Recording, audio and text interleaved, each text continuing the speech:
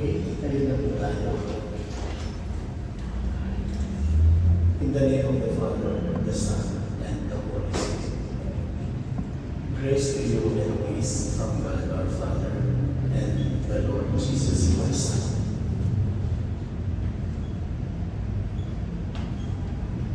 And with your spirit.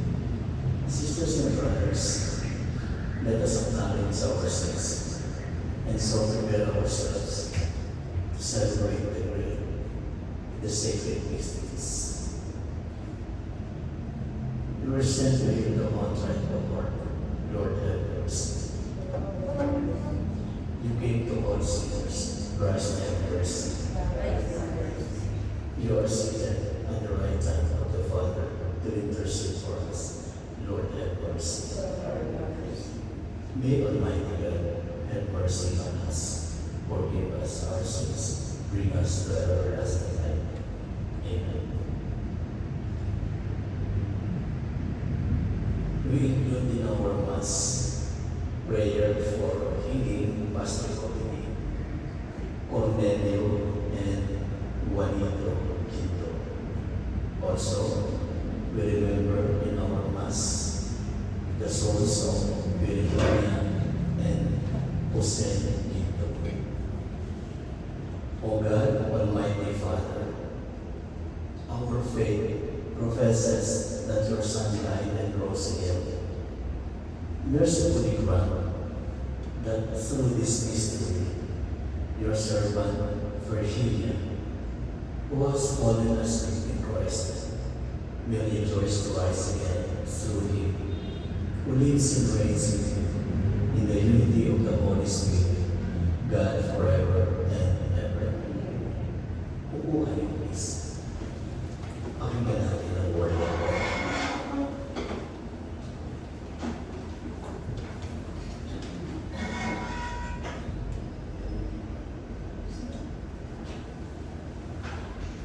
A reading from the book of Wisdom. The souls of the just are in the hand of God, and no torment shall touch them. They seem in the view of the foolish to be dead, and their passing away was thought an affliction, and their going forth from us utter destruction. But they are in peace. For if before women and men indeed they be punished, yet is their hope full of immortality. Chastised a little, they shall be greatly blessed, because God tried them and found them worthy of himself. As gold in the furnace, he proved them, and as sacrificial offerings, he took them to himself.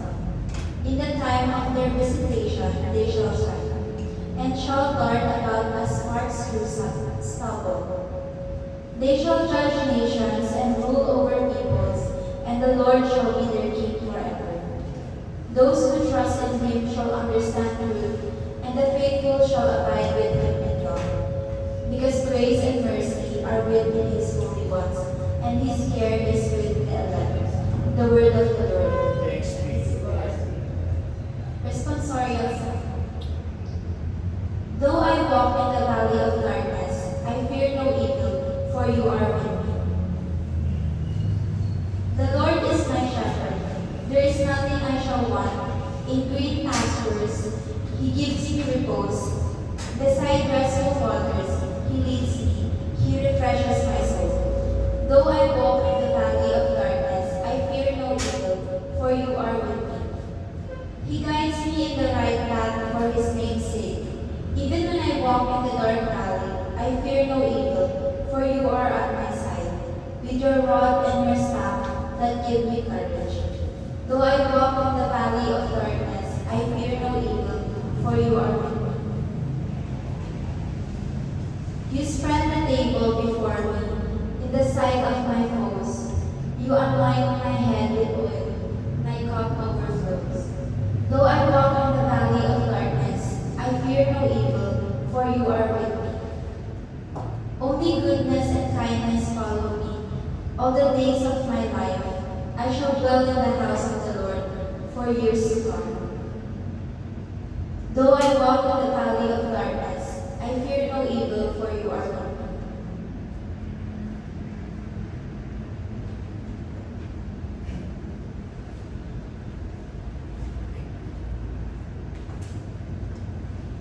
Please rise.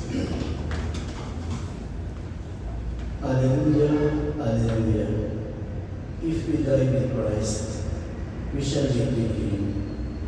And if we are faithful to the end, we shall reign with Him. Hallelujah. The Lord be with you. A reading from the Holy Gospel according to John.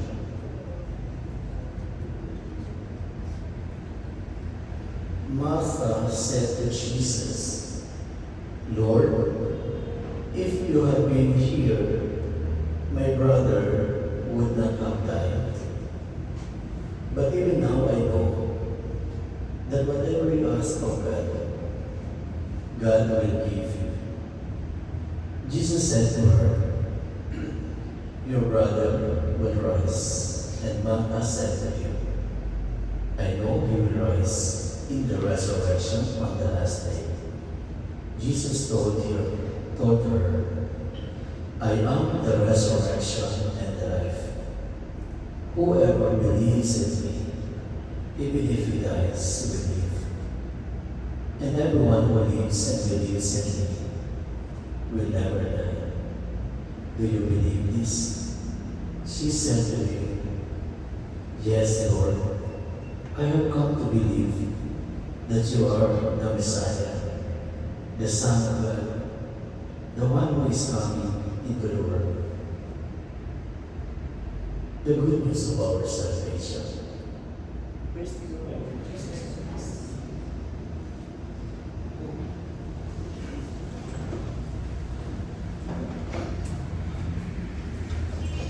Ang aking personal na pagkikiramay sa iyo na kapitilis ko. Okay, so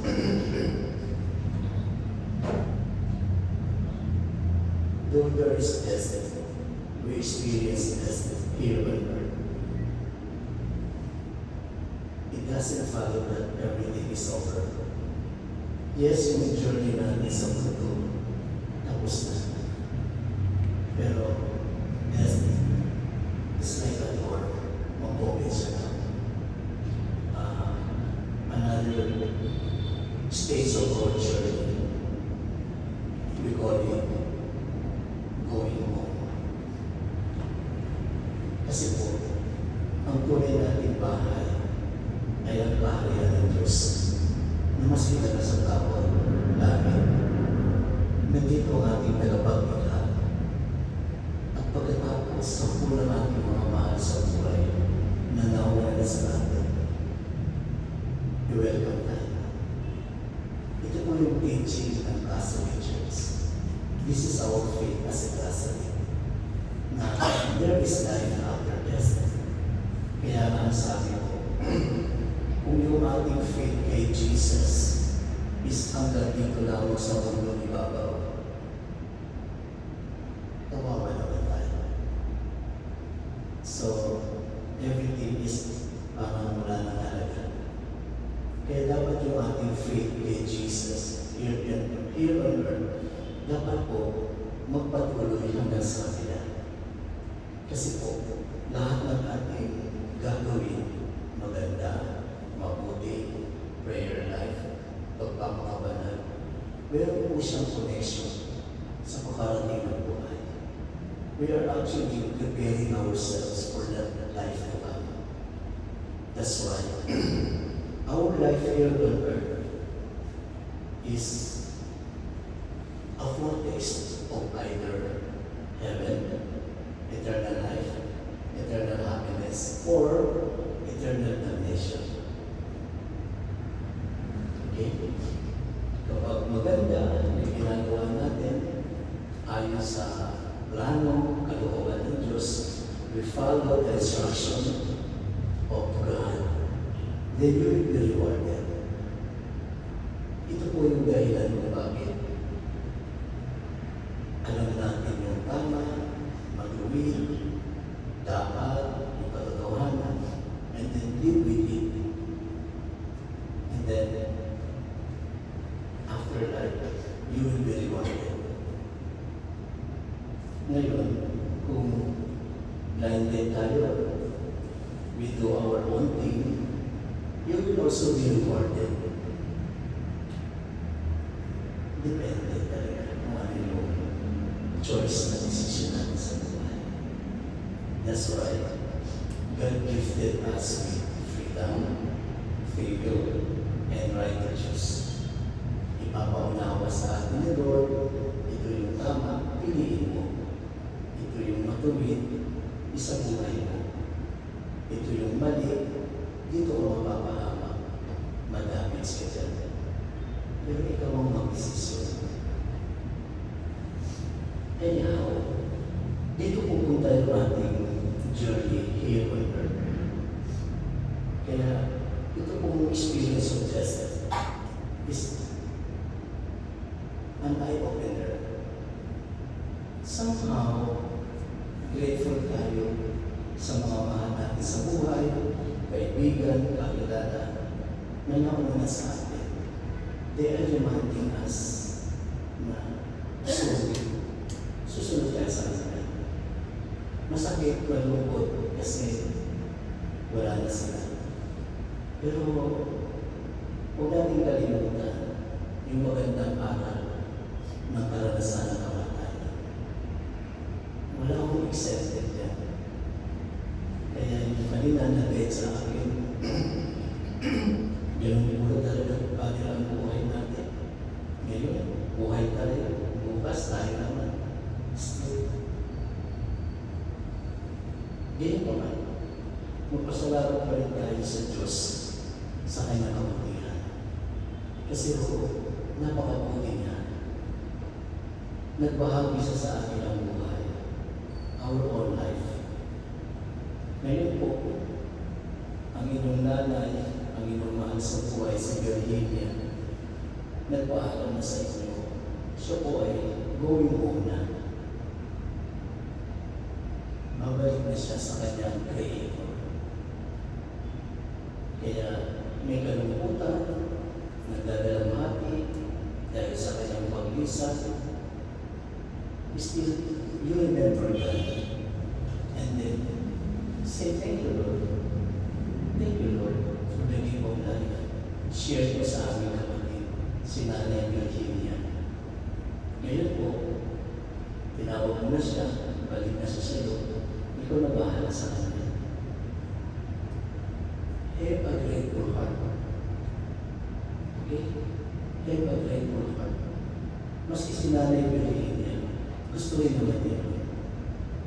Diba? Gusto rin naman ni Nanay Virginia na mag-say goodbye tayo sa kanya. Kaya yung ating mas, hindi lang po para sa kanya, sa kanyang journey, sa kanyang travel, back to the Creator, in His kingdom, to enjoy eternal life, eternal happiness. Kung hindi, sa ito rin po naiwanan. Kasi tayo pong mga nabubuhay pa, kayo pong naiwanan ni Nanay Virginia. The more you need prayer. Kasi marami pang tayong maarapin, especially ngayon, hindi mo biro yung kabalangga ng isang ina. Hindi biro yun. Kasi mahal natin siya. Okay? Mahal natin ang ating nanay. Kaya yung kanyang paglisan, yung kanyang pagkalis, tunay na mag-iiwan ng sakit, pain. Okay? Kaya we offer this mass for each and every one of us, each and every one of you, to make you strong. Okay? Huwag kayo masyadong panghinaan ng kalooban. Okay? Be strong. The beautiful Jesus is journeying with you. Sinasamahan kayo ng Diyos sa inyong paglalakbay. Ngayon kayo namibighati, mangungulila, mamimiss niyo si Nanay Virginia for sure. Simula ngayon, hanggang sa kanyang pagdating sa uling hantungan, hindi mo na siya makakasama physically. So hindi biro yun. Hindi biro yun. That's why mag-pray tayo. I-bless every Lord. I-comfort ni Lord ang inyong heart, ang inyong feelings, your entire being. Okay? Lagi natatandaan, mahal na mahal ng Diyos si Virginia, si Nanay Virginia. Ngayon, pinapauwi na siya sa kanyang tahanan. She is at peace with the way. Okay? So, habang kasama niyo ba siya, continue, what do you call this one? Doctor, doon hindi na siya makakasama. Kausapin niyo pa rin siya. Magpasalamat din kayo sa kanya. Bilang nanay, ng lola, kamag-anak. Magpasalamat kayo sa kanya. Kasi naging mabuting nanay siya. Naging mabuti siyang kaibigan, kamag-anak, naging mabuting lola niya. Kaya magpasalamat kayo sa kanya. Huwag kayong makakalimutan to say thank you for everything. Okay? And then, kung nagkulang si Nanay Virginia sa inyo, you forgive her. Kung kayo man ay may nagawang pagkukulang sa kanya, you also say sorry. Okay? Para yung biyahe maganda. Okay? And pagkaya ngayon, ipahawag namin kay Nanay Virginia, baka pwede ipag-iusap niya sa Diyos yung kanyang dalawang anak sa Cornelio at saka si Juanito. Bring healing. Very beautiful. Meron na tayong kasalga kay Lord. Kaya hindi na ipag-iusap mo kay Nanay Virginia. Baka pwede ibulong niya kay Lord. Pagalingin mo kanyang dalawang anak. Diba? Si Juanito at saka si Cornelio. Ang panalangin ng isang nanay, napaka-powerful yan. Kaya nagdadalamhati kayo, nagluluksa, huwag mong kakalimutan. Tingnan yung magandang bahagi. Somehow, ito po, being grateful to God for His goodness will give you grace, healing, your pain, diba? Also, kung tinatawag mo prayer para sa ating mga kapatid, si Juanito at si Cornelio, makiusap tayo kay Lord, total healing. Okay? Total healing para sa kanila. Okay, so tuloy lang po tayo sa ating misa. Please stand up, rise, and for our general intercession. My dear friends, our Lord Jesus Christ is risen from the dead and sits at the right hand of the Father, where He intercedes for His church, confident that God hears the voices of those who trust in the Lord Jesus. We join our prayers to this. Lord, hear our prayer. Lord, hear our prayer.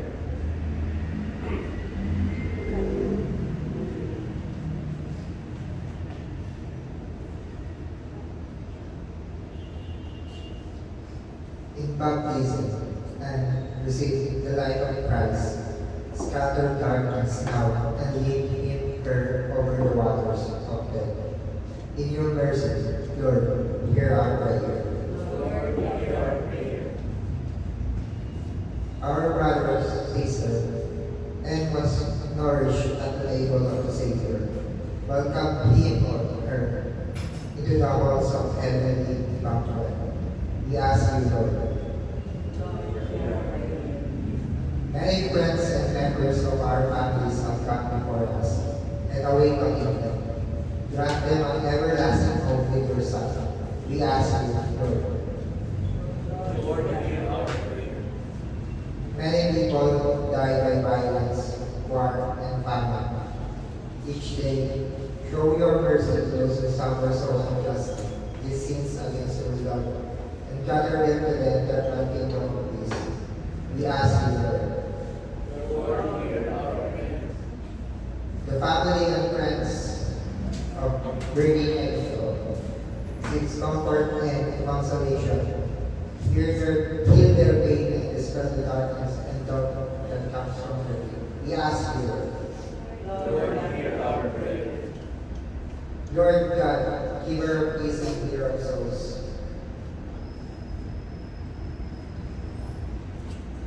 Lord God, giver of peace and healer of souls, hear the prayers of the Redeemer Jesus Christ and the voices of your people, whose lives were purchased by the blood of the Lamb.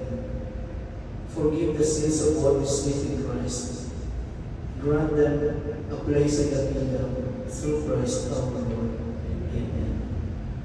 Pray, brethren, that this sacrifice may be acceptable to God, the Almighty Father. May the Lord accept the sacrifice at your hands for the praise and glory of His name, for the good of all His church. As we humbly present to you these sacrificial offerings, O Lord, for the salvation of your servant, Virginia, we beseech your mercy that she who did not doubt your Son to be a loving Savior may find in Him a merciful Judge who lives and reigns forever and ever. The Lord be with you. Lift up your hearts. Let us give thanks to the Lord our God. It is truly right and just, our duty and salvation, always and everywhere, to give you thanks, Lord, Holy Father, Almighty and eternal God, through Christ our Lord. In Him, the hope of blessed resurrection has dawned, that those saddened by the certainty of dying might be consoled by the promise of immortality to come.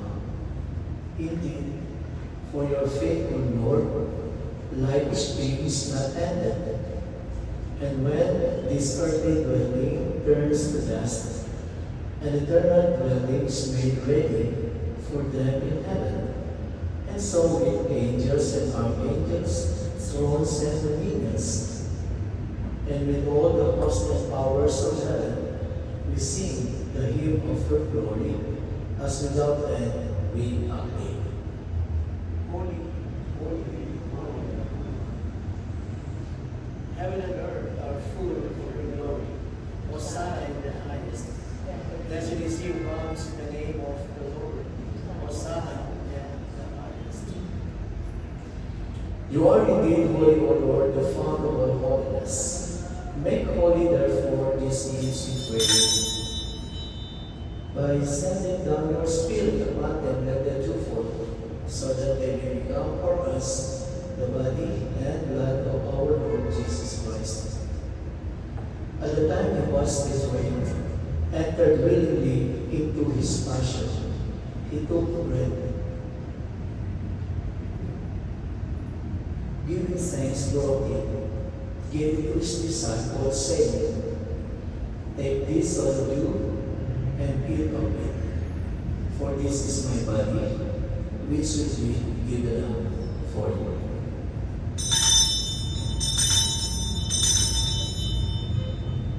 In a similar way, when supper was ended, He took the chalice and once more giving thanks, gave it to His disciples, saying, "Take this, all of you, drink from it, for this is the chalice of my blood, the blood of the new and eternal covenant, which will be poured out for you and for many, for the forgiveness of sins. Do this in memory of me." The mystery of faith. We proclaim your death, Lord, profess your resurrection, until you come again.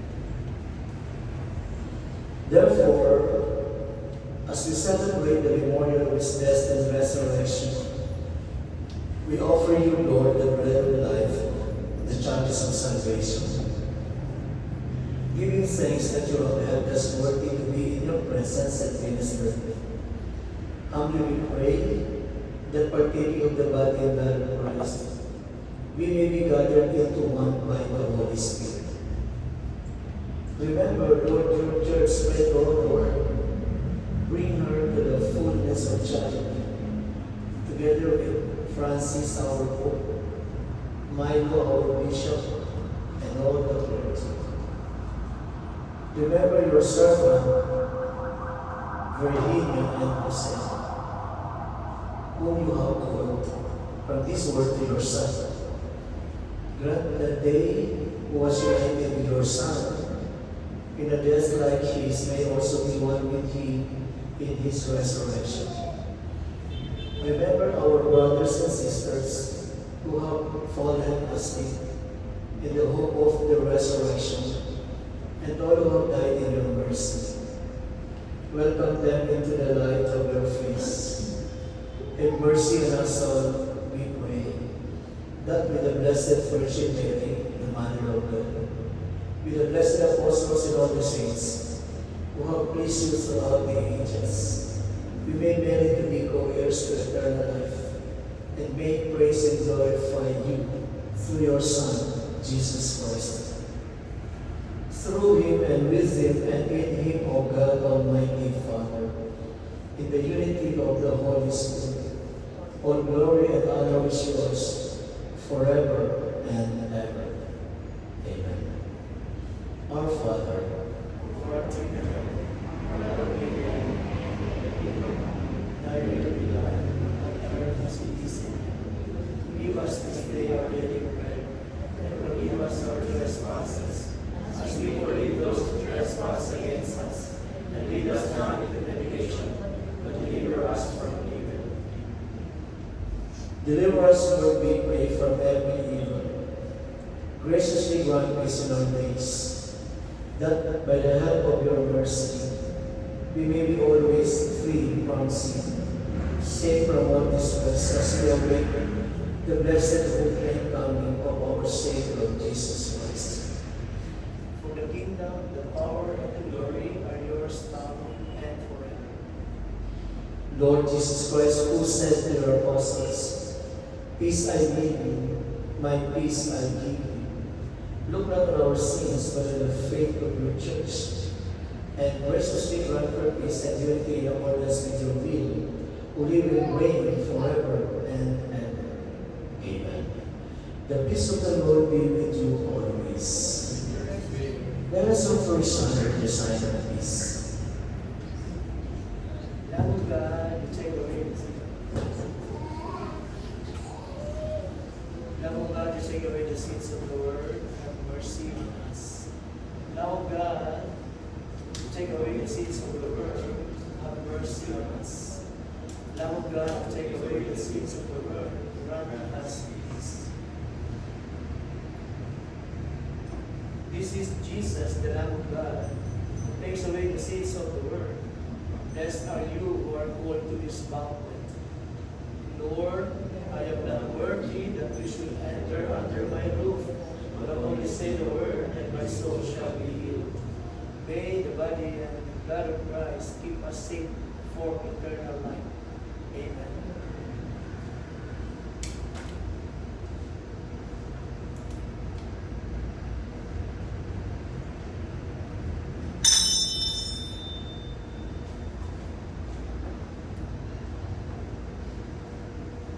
Una po kayo lahat. Thank you. The body of Christ.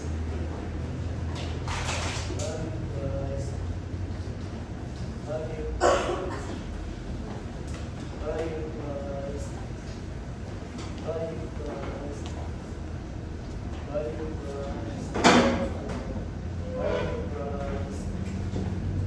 Body of Christ. Body of Christ. Body of Christ. Body of Christ. Body of Christ. Body of Christ.